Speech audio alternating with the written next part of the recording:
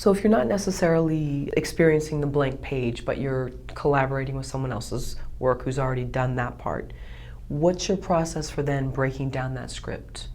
Looking at it, analyzing it? Well, I'm the slowest reader in the world. Like, it will take me 6 hours to read a script. I don't know why that is. I kind of read it out loud in my head or something.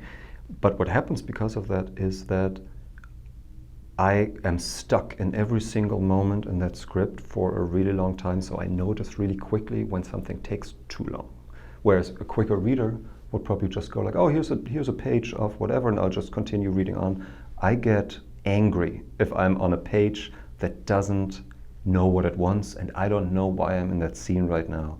And I hold the writer, this sounds very bad, but I kind of hold the writer personally responsible with wasting my time, which really isn't their fault because I'm just a slow reader. But at least after reading it, I have a very clear, and it might be completely off objectively, but I have a very clear idea where I felt the script worked or didn't work.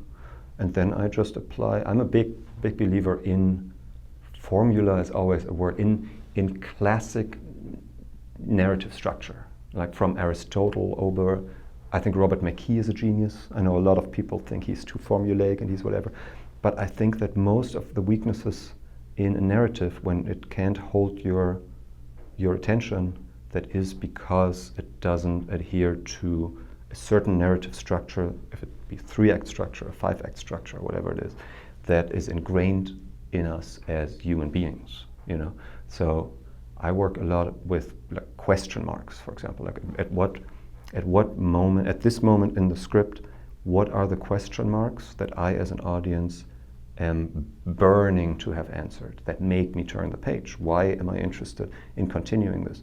And a lot of time you'll realize there is no question mark, that people are just having coffee right now, and you know it's a problem. And that goes back to what we were talking about earlier, which is conflict and stakes, because drama is conflict and stakes. That also means that you don't know what the outcome of something will be.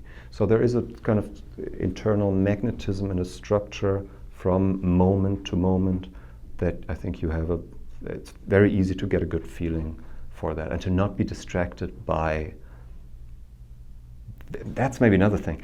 I'm not a very visual person, as in I don't see the script in my head, you know, at all. I feel the story, I read the story, I get a feeling for the characters. I don't see images. And I think a lot of other people that do see the images are kind of seduced by that and don't necessarily see that the story is weak. You know, that the cornerstones of the story are not as powerful as they should be. But because I don't have that visual at all to distract me, I'm always after the moments that don't live up to their full potential in what they are trying to do. And that's a very abstract thing. It doesn't matter if that happens on a boat or in space or on a whatever. It's, you know, it's always the why should the audience be on the edge of their seat right now? What are they wondering about? What do they want to find out? Why do they care? What do they identify with? Those things, you know. So it's almost a mathematical structure, which helps me a lot because it is basically more or less the same starting point for almost every script, which of course a lot of writers hate because they go like, but my script is different from that script.